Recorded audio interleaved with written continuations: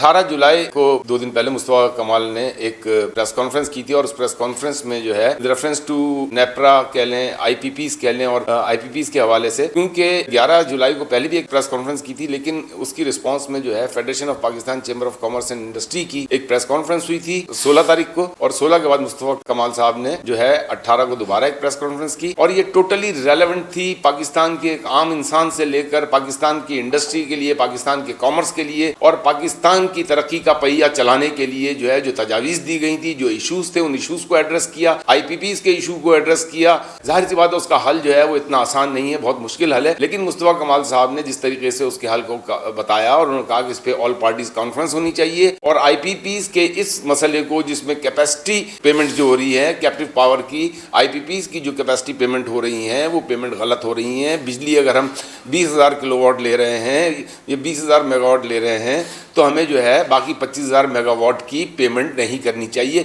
और दुनिया में कहीं भी नहीं होता। अब माजी की इन तलखियों में जाने से बेहतर है कि ये मुआहदे किसने किए, क्यों गलत किए, तो इनमें जाने के बजाय इसके हल पर जाना चाहिए। यही मुस्तफा कमाल साहब की तजवीज़ थी, और इसके लिए मैं ये समझता हूँ जिस तरीके से उन्होंने इंडस्ट्री को भी एड्रेस किया, कॉमर्स को भी एड्रेस किया, एसएमईज को भी एड्रेस किया और पाकिस्तान की एक आम आवाम के लिए भी आवाज़ उठाई, तो इन सब लोगों को मिलकर बैठना चाहिए और एक आवाज़ होकर वज़ीर आज़म पाकिस्तान से अपील करनी चाहिए कि इसके हल के लिए खुदारा चाहे ऑल पार्टीज कॉन्फ्रेंस बुलाएं, चाहे जो है उन बाहर के इन्वेस्टर्स के साथ, चाहे वो सीपैक के हों चाहे वो दूसरे इन्वेस्टर्स हों, उनके साथ बैठकर वज़ीर आज़म साहब को चाहिए कि बात करें और उन मुआहिदों पर नजरसानी करें। पाकिस्तान को बचाना है, पाकिस्तान की इकोनॉमी को बचाना है। अगर पाकिस्तान की इकोनॉमी नहीं बचेगी तो खुदा न खास्ता पाकिस्तान ही नहीं बचेगा। ये पाकिस्तान के सर्वाइवल का मसला है। यहाँ पर जो आम अड़ोस पड़ोस के ममालिक में जो बिजली 6 सेंट में मिल रही है, हमारे यहाँ 16 सेंट में मिल रही है, तो हमारे लिए कॉस्ट ऑफ डूइंग बिजनेस जो है हमारी वो नामुमकिन हो गई है। दूसरे